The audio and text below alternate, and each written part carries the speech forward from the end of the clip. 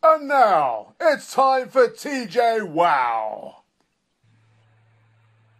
Good morning, good afternoon, good evening, wherever you are in the world, whenever you are listening, and welcome to the Training Journal webinar, #TJwow. That is what we are here for today. This is me. We've got our TJ Award ceremony coming up in less than a month. So I thought I'd put something on a little bit more glitz and glam for you today. Get into that Christmas and award season mood. I'm the Deputy Editor of Training Journal and I'm your host today. I'm going to be facilitating the conversation. And that's what this is all about, conversation. Jay Cross, the late great Jay Cross, said that conversation is the most powerful learning technology ever invented. And that's what we want to do here. I always think the best part of a training session or a conference, to be honest, it's being in the pub. But we could say it's coffee at break time, and that's what we want to do, is have those coffee chats. That's what we are focusing on. So you've got the chat window there on the right-hand side. Use that as much as you like, with each other, with our speakers, with me. I will do my best to keep an eye on it. Also, we have a question and answer box at the bottom of the screen. If you pop your questions in there, I promise I will see them and I will answer them and get our speakers to address them as best I possibly can. You can join us on Twitter as well. We have John, who is our editor. He's here and he's going to be tweeting away for us. And you can use the hashtag TJwow. What I'll also do is share in the chat window various people's Twitter handles, including Training Journal, just in case you're not following Training Journal, and my own, and I'll also share that of our speakers very soon as well. So do join us in the conversation there and share out some of those learning nuggets with everybody else. As you know, all of the Training Journal webinars are recorded and publicly available. So will this one be. If you want to share it with any of your colleagues, you can just go to our webinars page and the recording will be there later today. So what I think is the main point to do, welcome everybody, if you're just joining us, is actually kind of introduce this month's speakers. We have Tim Royds, Issy, Nancarrow and Jay Sriskanthan, and they are going to be a great panel to discuss this question: are all L&D professional salespeople of learning for their organisations? So let's get our videos on so that you can see them all, and we'll get them to do a proper introduction of themselves. Here we go. You can see them all live now, which is absolutely brilliant. And what we're going to do is we're going to come to Issy, Tim, and then Jay, and we will get some introduction. So Issy, just remember to unmute and just tell us very briefly, what is it that you do? Good morning, everyone, or not necessarily good morning, depending on where you are. My name is Issy Nancarrow. I run an organisation called Nancarrow Partnerships. We support companies with marketing through stages of growth, and we specialise within L&D, hence I'm involved in this webinar, and we actually run something called Campaign Learning, which supports companies to engage their learners internally through a marketing approach. Typing in the Twitter handle for that on mute. I can't type and unmute at the same time, but that's my facilitation skills being tested. Okay, thank you very much, Issy. So let's go to Tim. Let's get you unmuted, Tim, and just tell us very briefly, what is it that you do? So Tim, you're looking for that unmute button that's at the top left of your screen. There somewhere, I promise. So Tim, I'll unmute you. Here we go. So Tim, say hello. I'm wondering if Tim can hear us at all. Well, this is looking good. Okay, so Tim, can you hear us? It looks like maybe you can't. Let's come back to Tim. I'm going to mute Tim and we'll come back to Tim. So Jay, let's come to you instead and tell us just a very brief introduction about yourself. So Jay, just remember that button at the top left. You see, he gets everyone. He gets absolutely everyone at the beginning. There you go. Brilliant. I have to say, Joe, first of all, thank you very much, for your support on this. So, morning, afternoon, everyone. Glad to be here. So my role is I'm the sales learning partner for Telefonica O2. So mine is really working with the B2B sales community to really accelerate the sales performance for learning. That's it, Joe. Very much. So let's see if we can go back to Tim and see if that's working now. So Tim, can you say hello?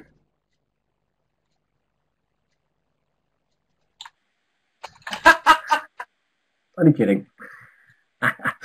Yes, hello everybody. Good morning. Good morning, good afternoon. I'm Tim. I run a small B2B sales training, sales consultancy business. We've been in business for about 18 years now. Prior to that, I worked internally as a sales training and development specialist. Previous to that, I was a sales manager. Previous to that, salesperson. So I've really seen this topic from the point of view of participant, manager of participants, internal L&D specialist. Gosh, look at all of that experience that we've got just in our three speakers, let alone what you guys have got in the chat window as well. So let's get started on this. Our question for today is, are all L&D professional salespeople of learning for their organisations? So let's get a quick starter on this from Jay, Tim and then Issy. But also in the chat window, what do you think of this? So Jay, what are your headline thoughts on that question?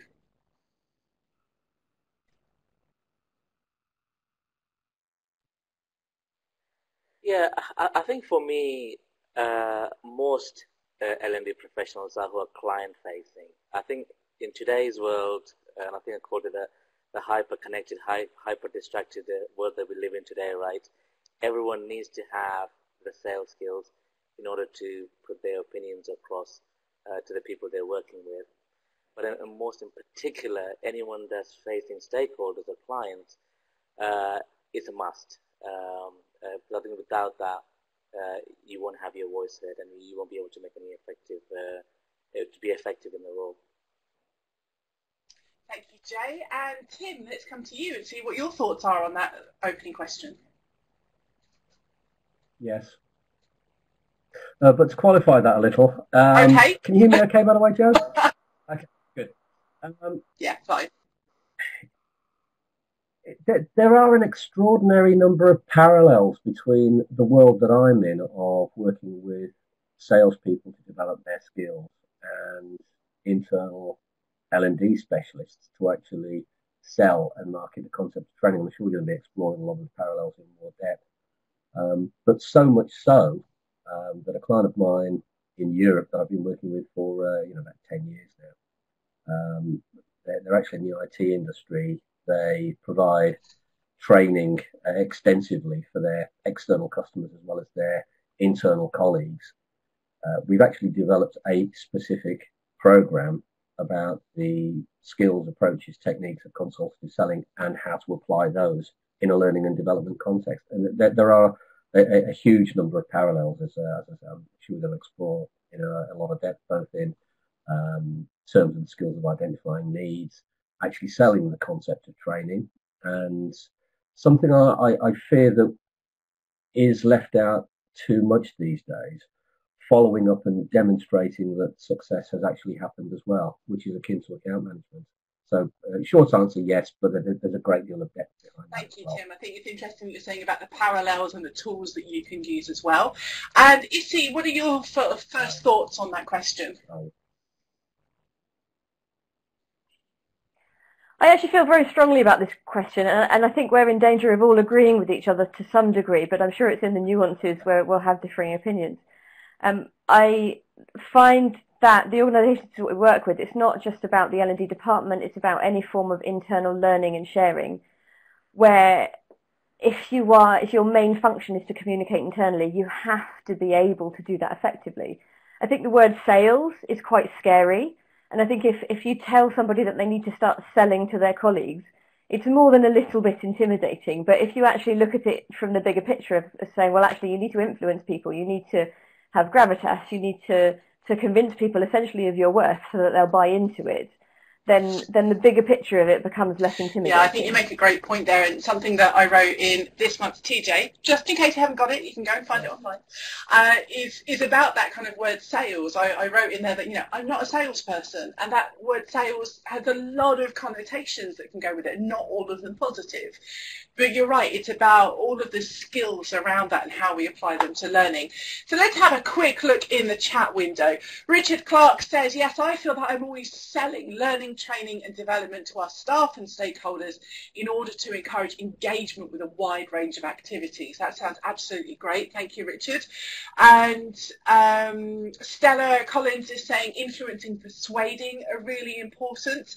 And Con is saying one of the missing skills for traditional L&D professionals is the interpersonal marketing skills. I think that's a really great point. And whilst we're talking today a little bit more sales and comms, it all wraps up, I think, really nicely.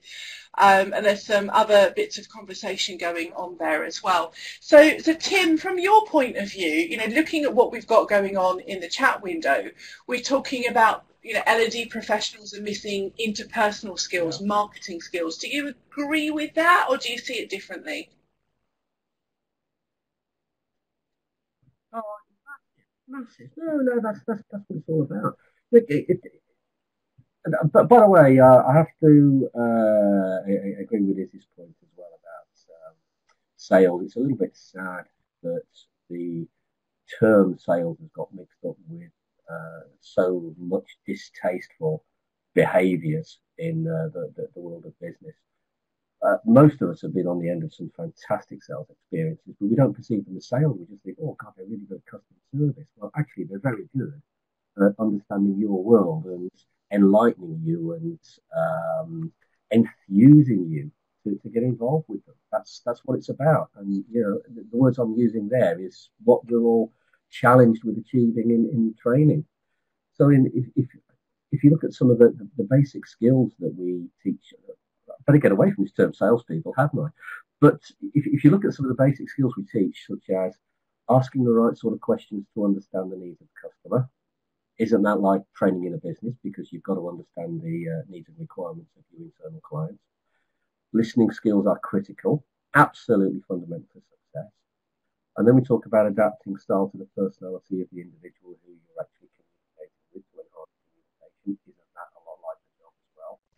And, one of the big parallels between the world of sales and the world of the internal L&D specialist today is businesses are moving so fast. If you just focus on the today, to say you're going to miss a trick would be an understatement. You're letting your colleagues down, because what we should be doing is actually future scoping and understanding the needs and requirements of the organisation in the future, so that you can proactively arm people with the appropriate skills and knowledge in advance of that, which is exactly my world of sales.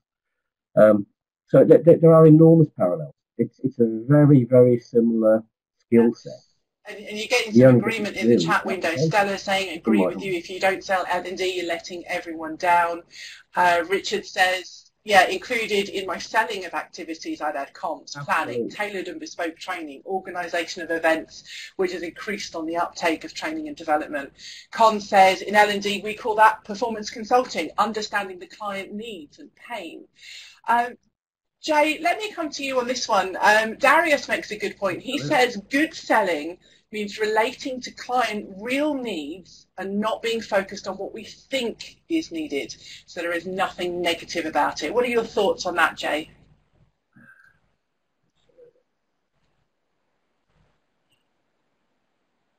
No, I agree with him wholeheartedly, right? I think for me, and I said this in my article, my mentor when I first started in this supporting the sales at Cisco said this to me, Jay, just remember the ABCD of sales, right? So, which is A, for attitude. You've got to have the mindset that what you're really about is serving the people that you're working for and partnering with the business stakeholders, senior stakeholders, to deliver value. And B is behaviors, which is around the activities that you do. And so, for example, if you're going to say you can turn up to meeting, do the preparations, turn up on time, and do the basics right. And C is around the competence. There are clear competence you've got to have, whether you're performance consultants or learning manager or anyone's got client-facing role, like Tim and Issy said, right, the whole listening, asking good questions, having that gravitas to be able to plan. And there are a lot more competence you've got to have. And then the final one is D for delivery. It's like, Jay, it's not good if you have the right attitude and you've got the right competence, but if you don't deliver anything, you still haven't completed the sales, right? It's not the closing of the sales. I think I took that to heart because in some ways I am a performance consultant, but understanding the customer in itself, and then Tim and Issy can expand on this a lot more than I can. It's an art in itself, because when we say understanding the customer, it sounds a bit simple, right? You go to the guys or ladies and say, look, what would you like? And da, da, da. But when I look at the sales, in a sales environment, when you work a multi-billion dollar business to sales, we sit down and go, what are the KPIs? What are the people who have been impacted by this? So we call it Stakeholder Map, right? Then we look at what are the KPIs, the initiative that's driving the business forward. Why are they doing what they're doing? What challenges and pain points are they feeling right now? And what are the personal and political goals they're trying to do? Then you kind of stand back and go, where can I genuinely add the most value? And that consumes all your time and energy. But there are also, in sales, we call it run rate product selling, products that we sell, right, which is your standard training that you do.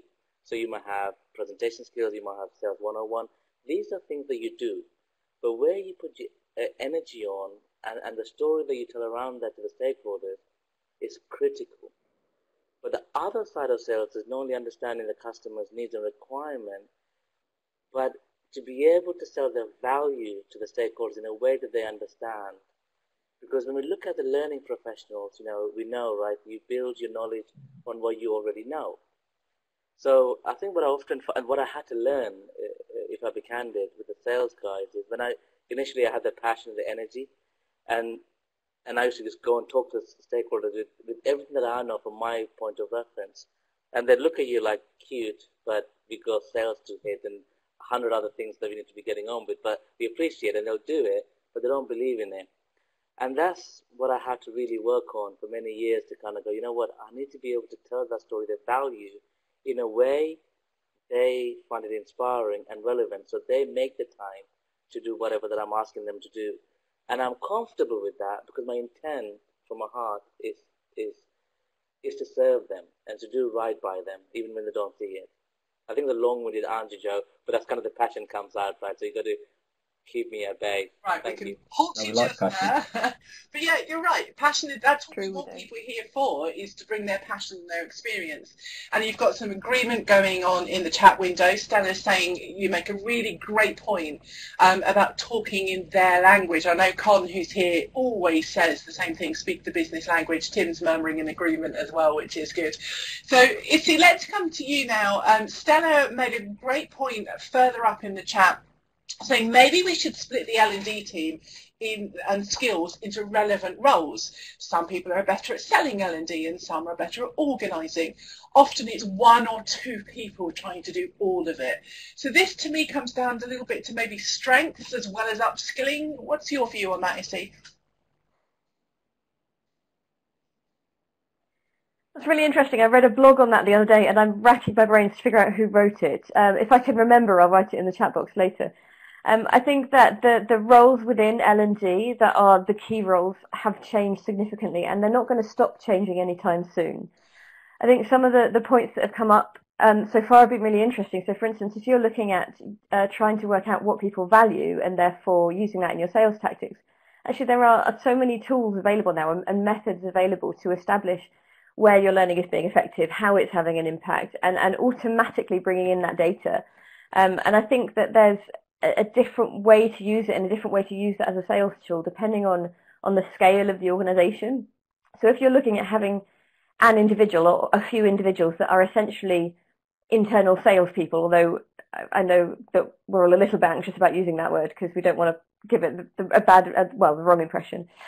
I think that if you're looking at something that scales up, and certainly multinational organizations that we have now, learning is not sold in that way. Learning is something that's got to be communicated on a large scale. So those sales messages are delivered in a different way. And I think it's really crucial there when you don't have that one-to-one communication to take more care in how you manage those messages and essentially be the team that is saying, look, you need us.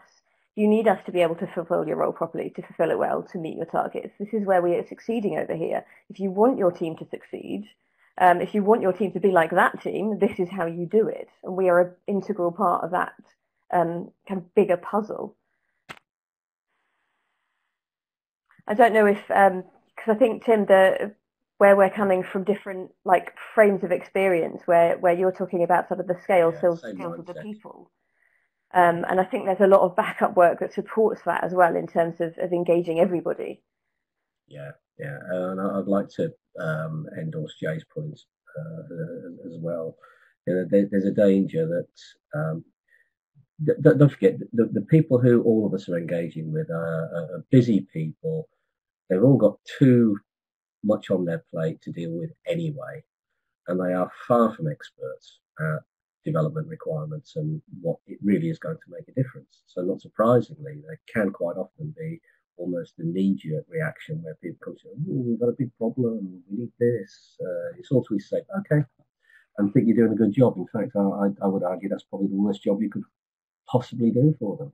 And the challenge I think we've all got is to actually start asking the right sorts of questions to really dig down and find out what the issues really are, A, so that you can deliver the right content, and B, so that you can actually help them prioritize what really is going to make a difference to the business. And it's which you're right, shouldn't be a knee-jerk reaction. It should be, as you say, pre-planned. You need that knowledge to back you up, which is where having those ongoing relationships with people is really important. Oh, absolutely. When I reflect on not only this role but previous roles that I've enjoyed, it's where I've had excellent relationships with people, and we sit down routinely, even if they perceive there's not going to be a big need and requirement, to actually proverbially shoot the breeze, talk about what's going to go on, what barriers could get in the way, can L&D actually help and support in any way, shape at all, and that those are the ones where initiatives are spawned that are proactive, that are well planned out, and really do make a difference. And the other thing that, by the way, I've got Jay's disease as well. I've got overpassion on this one, and it is, by the way. It's all too easy to focus on the needs rather than get people to really think deeply about the impact that it's going to have on the business and how those things are going to be measured. It's very difficult to articulate value to key stakeholders within a business unless you've been able to measure what that value is. And that has to be a fundamental part of the discussions up front. And again, there are enormous parallels there to you're making some great passionate points, everybody, and that's what we're all here for, which is brilliant. There's a great conversation going on in the chat window that I'm going to come back to, apart from Con making us laugh, saying that he's basically trying to listen more and he finds that really hard. Well, Con, I'm with you on that, as anybody who knows me will say. Jay, let's come to you on our next question. Stella asks this and says, getting time to ask the right question is a challenge. Any advice? Oh, yeah. I would say, yeah, and this is it. I'll come to you in a minute, Issy. Oh, sorry, is it Issy? I'm sorry. Yeah, I'll come to Issy in a minute. No, I'm not sure. I don't. That's the passion coming in right there. I got so excited. Yeah. So sorry, Jack, can you repeat the question? I got distracted now. A bad influence woman. So Stella asks, getting time to ask the right questions is a challenge. Any advice?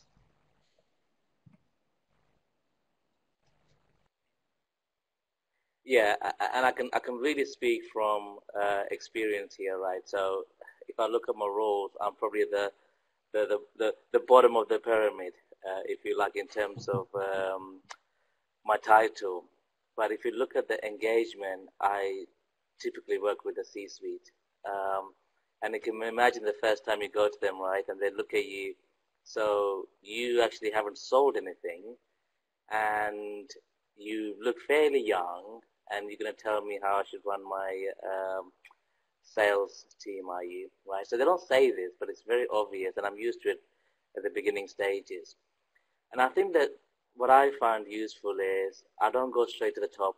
The person I want to implement, I don't go to them straight, because you've got to lead with insight and you've got to bring something to the table. So I often go to the guys in the ground level, account managers, and say, hey man, I'll buy you coffee. So what are you working on? You know, what are the things that you're doing very well, the things that you're finding it challenging? And they will openly tell you, say, look, Jay, I hate this, I hate that, I love this, and I love that. I take that knowledge and the insight, then I go to the sales manager and say, hey, I see you're challenged with this, this, and this. What's your views on that, views on this? So now they're talking to you thinking, okay, you got some insights, interesting, let's have a debate and discussion on this. Because now I'm working on their frame of mind. I'm not talking about learning at all at this point, just understanding their requirement. Then I go up to the director and say, hey, look, did you know, the pulse on the ground is that they feel really unhappy about X, Y, and Z. Did you know that? And they're like, no, tell me more. So now I'm irrelevant. And then I'm going, okay, well, you know, this is what it is. It's to do with, essentially the conversation will go, look, if whatever you're trying to do is dependent on your people delivering, isn't it? And they often go, yes. Well, I specialize in that people side of things. Let me break it down for you in terms of the things that we use as a lever to make a difference. So that's going to be about the mindset. Then it's going to be about your behavior, competence, environment. Now, in your mind, what do you think is not working? So the conversation's really about them and the talent issues. Then I kind of take that and go, look, this is brilliant, good conversation, but what I ought to do is come back to you with the recommendations and options for you to select. You always got to give senior guys options, right? You can never go to them and say, here's the, even though you know the answer. It's a bit like those McDonald's, right? Do you want to go large? They know that, you know, all the Starbucks have this, isn't it? The small, the medium, and large. They have this, but they, you know, they're directing towards the middle one. So it's a bit like that. So I think, to answer your question, I think I answered in a long-winded way. You have to know how to build instant credibility. To do that, you've got to have the rapport, and they've got to like you to kind of have the conversation with you, right? So I think you've got to be authentic, but you also have to lead with insights. I think with that it's very difficult. Yeah, I'd like to comment on that, Joe, as well. And Jay, you made that's a great point. I read a sales tip a few years back now that was headed "The Selling Question You Shouldn't Ask," you know, because we've been talking about asking questions and listening skills.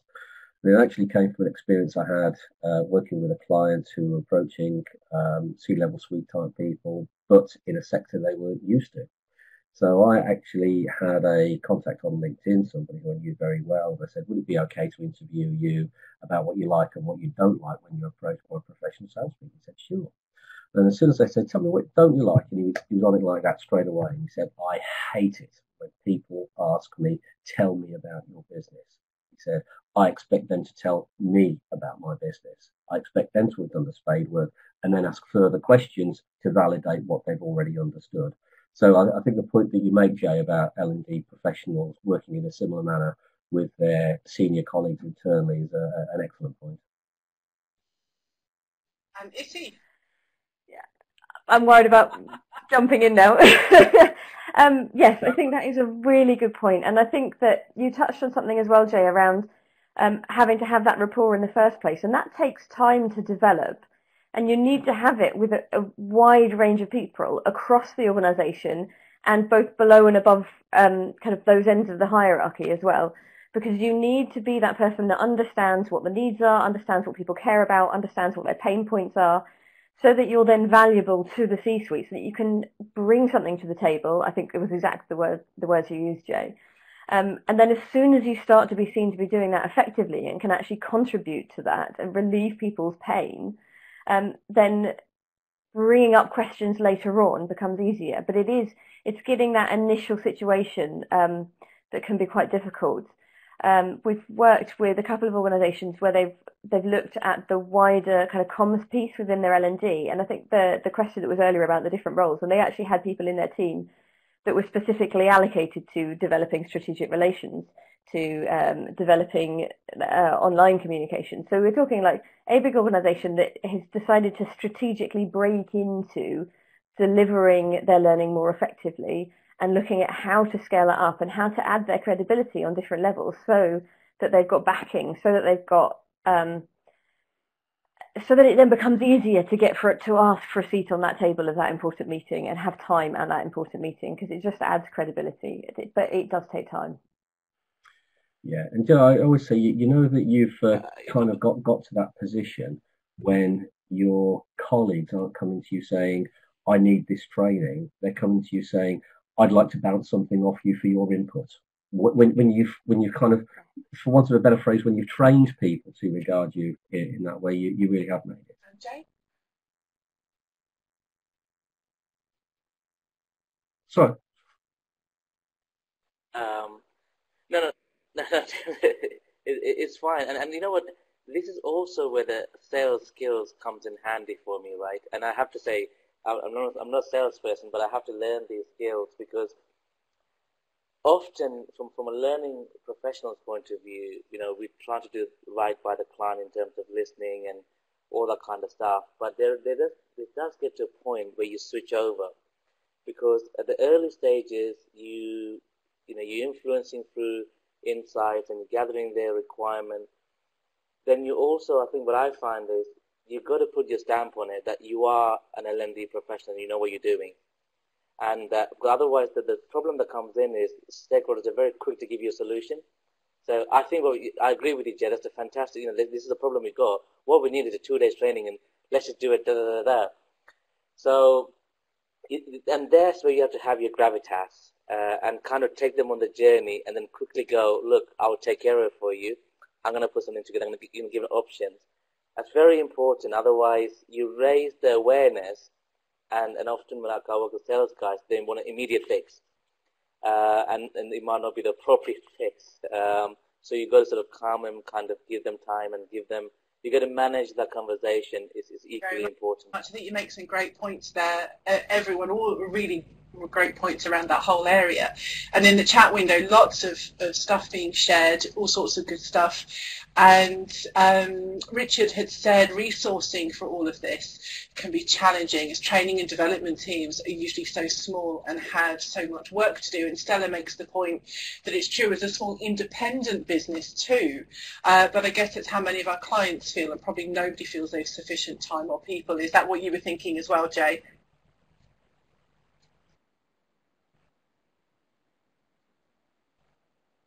No, because in terms of resources, my experience has been when I take the view of I'm trying to help them to solve a problem, and that's to do with the people challenge. You know what? More often than not, it doesn't always end up in a classroom and e-learning modules. And I'll give you an example of this. So one of the challenges that I had was, Jay, our people need to sell more of our products. We need to upskill them in understanding the knowledge of the products. What's the best thing to do? Should we just give them all e-learning, or should we get them all in a room? And it took me a reflective time. When you look at it, and you close your eyes and you say, you know what, when you look someone in the eye and say, you know what, this is a solution. If you do this, it would genuinely make a difference to you. And when you look at it like that, and I think the answer we came up with at the end was, well, okay, let's have a look at the people. So they all need product training, one way or another. But let's bucket them into 3 groups. People that just don't know nothing about the products, into bucket 1.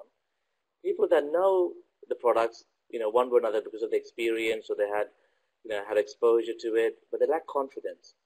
So they need more stimulation, so they're in the middle. And the people who are really selling and flying off the shelf, and they're role models. And so they need some kind of mentoring and advice. So therefore, we implemented this, and it got the managers involved and everybody involved, and made a huge difference. But what it was harder was to justify what I did in the role in terms of the activities as the learning professionals. But it worked well, and I think we have to be a bit more creative, I think, is how I feel at the moment. This is what I ask myself every time I come to solution phase, and I'm asking, look, the budget is the budget. I can't change, right? The resource is the resources I can't change. But my client's need is always going to be growing. Somehow, I'm in the middle, have to manage both. And that's when I go, but that's when I look, what is the strength of my, and this is where you go salesy a little bit, right? Because you look at the team behind you who build the training solutions and all that kind of stuff. You know the strengths and weaknesses, what they can and what they can't do. So you do have to bear that in mind, to be realistic, because you're going to deliver at the end of the day. Then you kind of go, okay, these are the things our stakeholders can do and can't do. Then put together solutions, which is kind of the balance, a portfolio of offering a proposition to the customer or the client. It's a really great kind of way of looking at those resources and what you do, and it's definitely about focusing. And as an independent business owner myself, I'm definitely feeling that when I've got that much work to do and that much resource. So I think we can all feel that way. We've got two main questions that I want to tackle. So let's focus on those, and whilst let's be passionate, let's also be a little bit succinct as well to get through these questions. So let's come to Tim first of all. Tim, Neil asks this question. He says, morning all, does the panel have any thoughts about how to highlight problems to their internal clients which their internal clients can't see? So it could have been that we've touched on this answer already with the insight element, but just wanted to make sure that Neil's question got addressed. I'll give a very simple tip. Whenever anybody begins to discuss a problem, simply use the word or words impact, effects, consequences, implications. So ask questions like, what does that impact on? How's that going to affect your plans for next year? And those tend to help dig further down to actually understand what the needs and requirements are, and it helps to provoke people begin to think about value. It often also begins to enable you to identify some of the measurables that training and development initiatives are going to impact on, which again is the underpinning success route to be able to measure objectively return on investment. Thank you, Tim. And Con said, you said impact, effect, consequences, and was it implications? Brilliant, thank you very much. Stella got in there, that was brilliant. And Neil says, thanks Tim, it's more about when clients don't see that their teams need help. Any thoughts on that, Issy?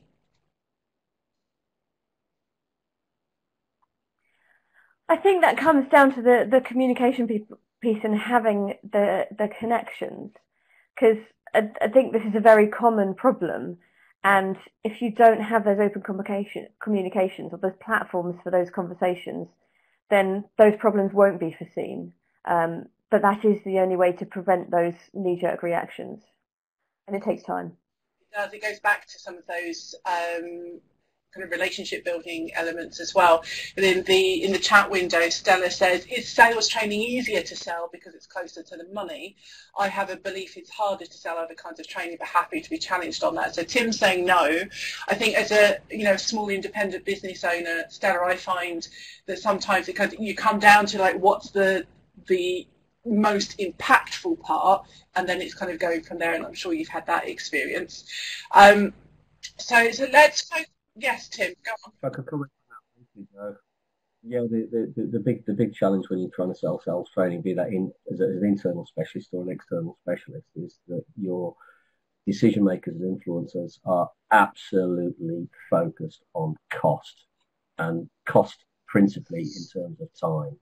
Because if you say 10 people away from the selling role, you've not only got the cost of their time, you have a big loss in sales. So there has to be a significant return on investment in order for people to be able to justify that investment in particular time. And that's the big challenge. So it's interesting that kind of one perspective is, well, it's all about sales, so it's easier, than another perspective is, cost is that bottom line. And Stella says, I can see your challenges are just as big. Now, Issy, you've got a question for Jay. I do. Thank you for allowing me a question. I know it's unusual because I'm on the panel. But Jay, it's really because you're the one out of us on this panel that is closest to this challenge. And I understand that this responsibility to communicate and essentially to be the salesperson the onus is on you. And you're part of a huge organisation. I just wondered how you do it.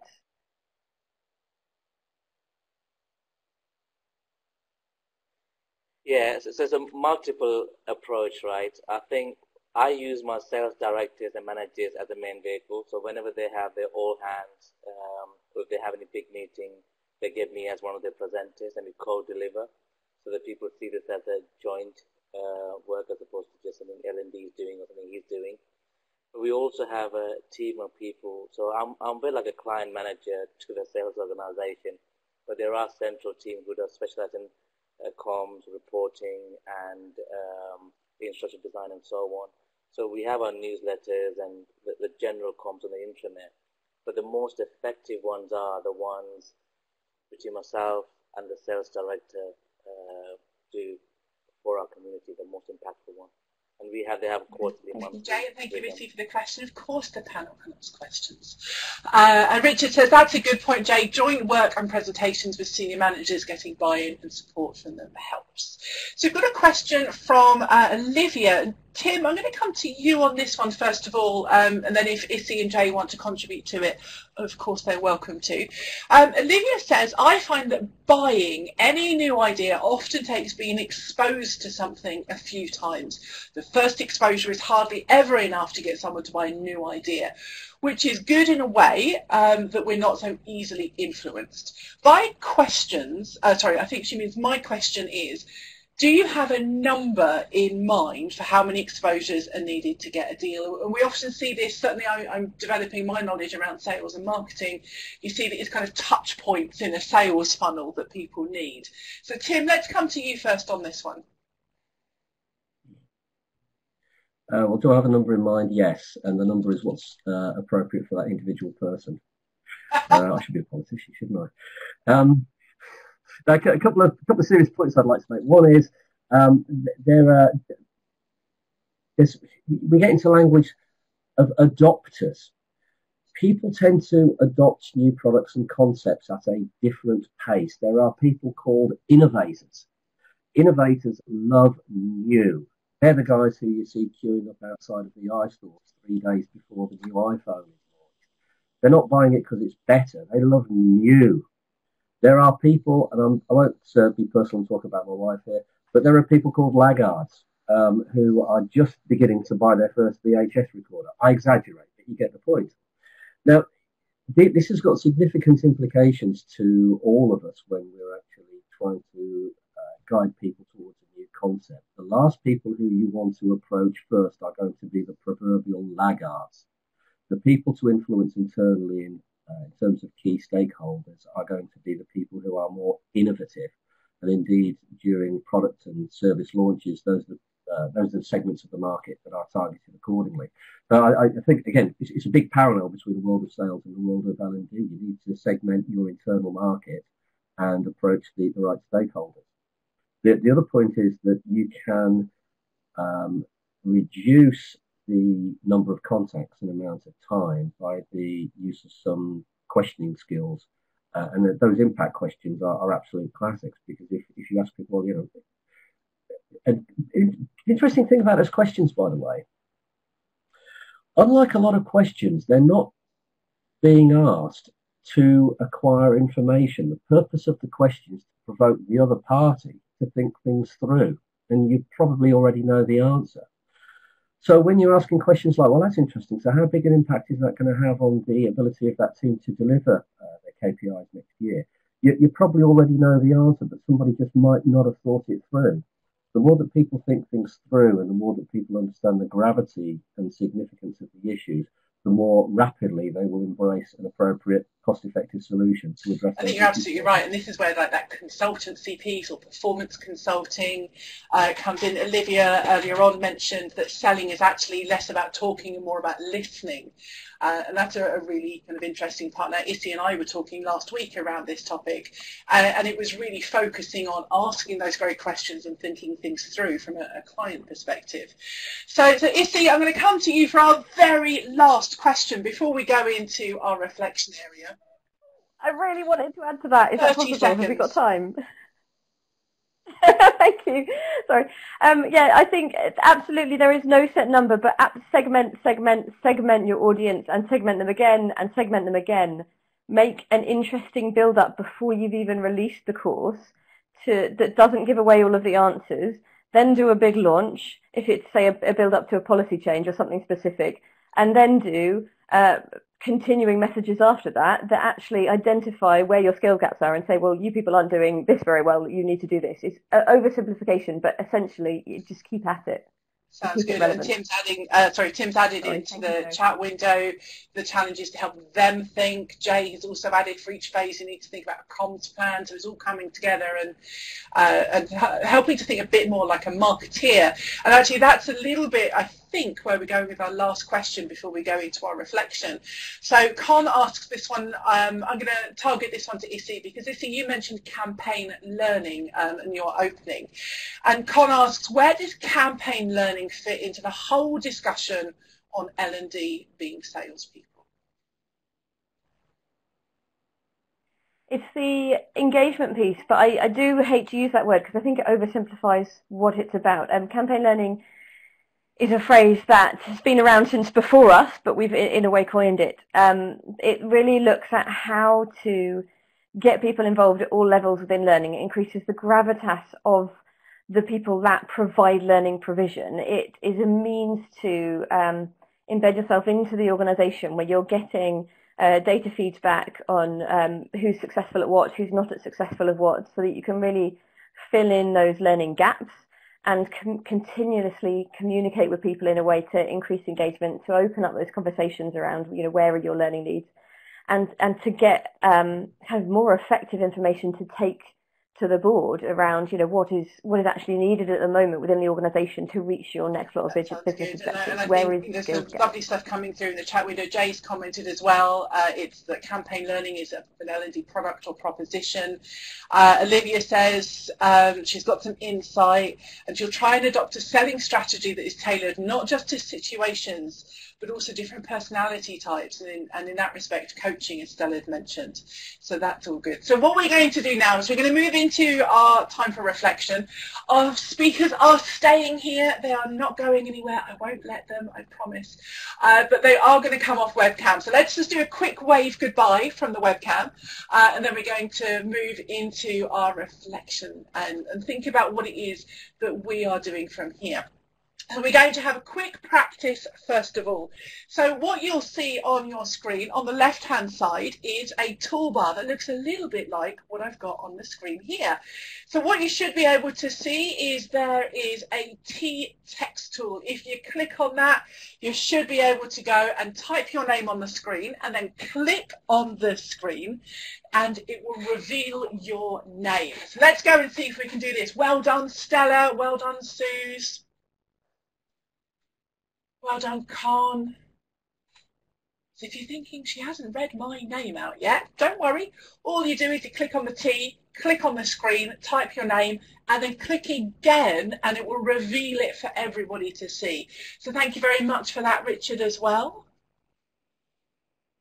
And Kath and Issy, this is starting to look good. And Emma. Brilliant. So we've practiced with the T text tool. There are other tools we can play with as well. The text tool is the main one. We've also got an arrow tool to move things around, and Mike has put that in bright turquoise writing, which is brilliant. You can change the colours if you want to. You can do that once you've just clicked on the screen. You can then go and change into a different colour. Okay, everybody, so we've got the main part here. If it's not working for you, don't worry, we can use the chat window, but we've got that working for most of us.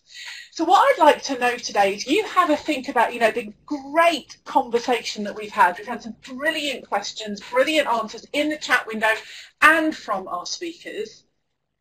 What are you going to do after today? So what's your action point? What's your next? I'm going to do this. I'm going to research this.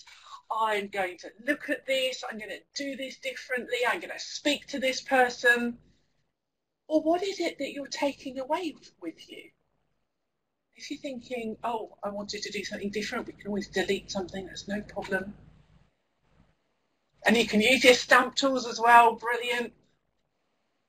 So what is it you're taking away from today, a key learning point? But what is it you're going to do differently?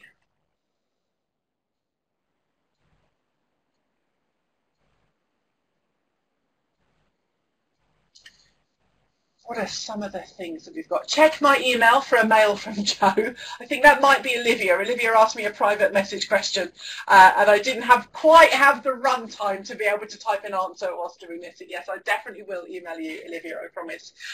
Somebody's going to say, write more blogs. Well, that's a brilliant idea. It's a great way of working out, what is it that you think about things, and really work through that. If anybody wants to do some writing for TJ, you are more than welcome. If you wanted to blog for us, maybe write an article, what I've done is in the chat window, I've shared the email address for John, who's our editor of our website. So just drop him an email, or me if you prefer, and you are more than welcome to just say, I'd like to write something about this. And if you wanted to do a reflective blog on what you've learnt today, that would be pretty awesome. But if it's for your own blog as well, then that's absolutely excellent too. Buy the Challenger sales book and read it. That was a great share from Con. Thank you so much. Somebody said, I'll start blogging myself to do implicit selling with a long-term plan. Absolutely excellent. There's all sorts of blogging platforms out there, WordPress, Blogger, loads of them. It can be quite easy to go and set those up. So people are circling the Challenger sales book. So that's been a pretty popular one. What have I got here? Let me move this down. Use impact, implications, consequences, arguments, attitude, behaviour, competence, delivery.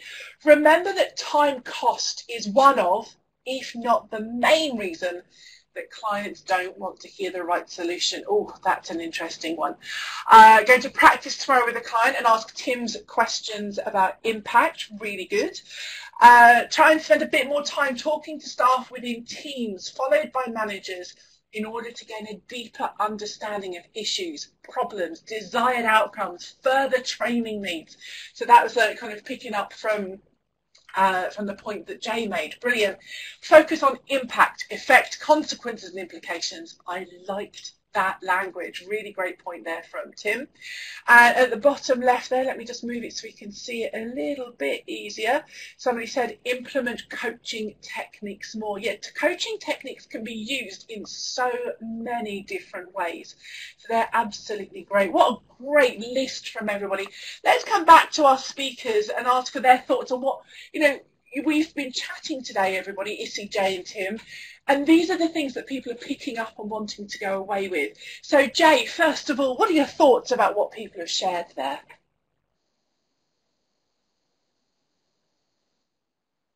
It's like, wow.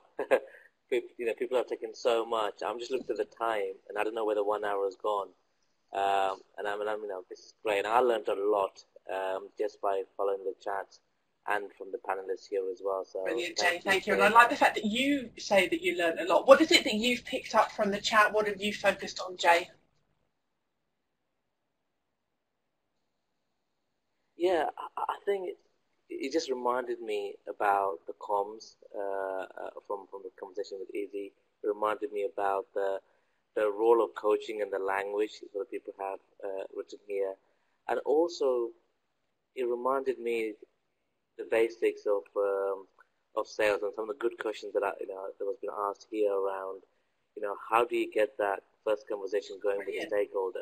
Thank you. Sorry, Jay. And it is hard, and it reminded me I got to keep doing this. I think we had a bit of a delay there. Sorry, Jay. Did I cut you off, and did you want to say some more? No. Just thank you, guys. Thank you very much. Thank you, Jay. See, that's the only trouble with internet connections as well. Internet connections gone bad, I think is what that was.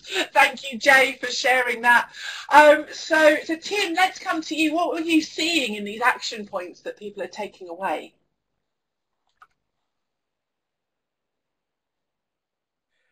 I think the challenge that we've all got, it's a fast evolving world that we're in. It's a massively fast evolving world that our internal and external customers are in.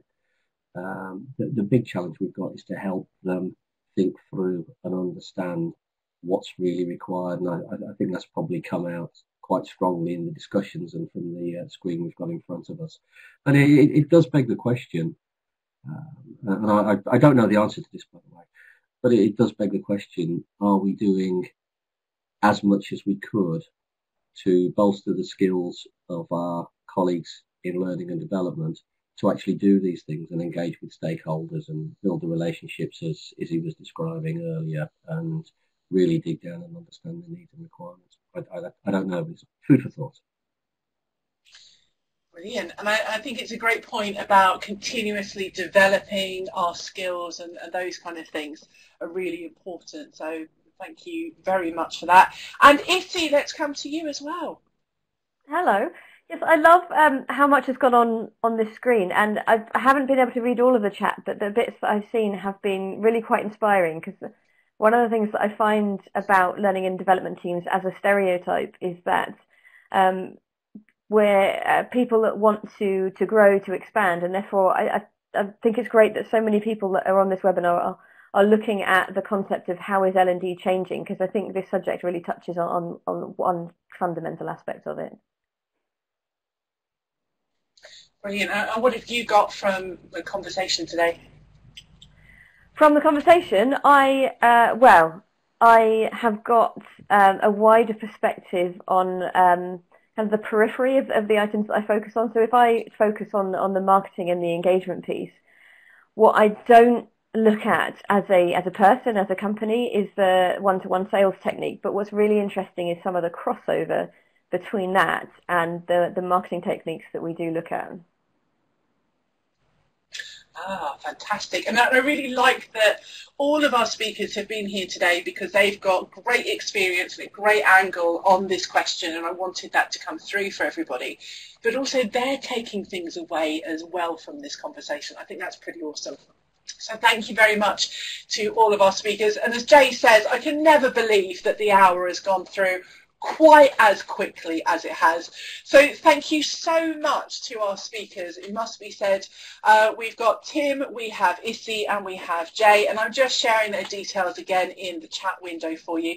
So if you want to go and have a look at their website, if you want to go and follow them on Twitter, you've got all of those details. Thank you for your comments there. I've seen those in chat saying thank you about the conversation, and to me as well. It's been an absolute pleasure working with everybody.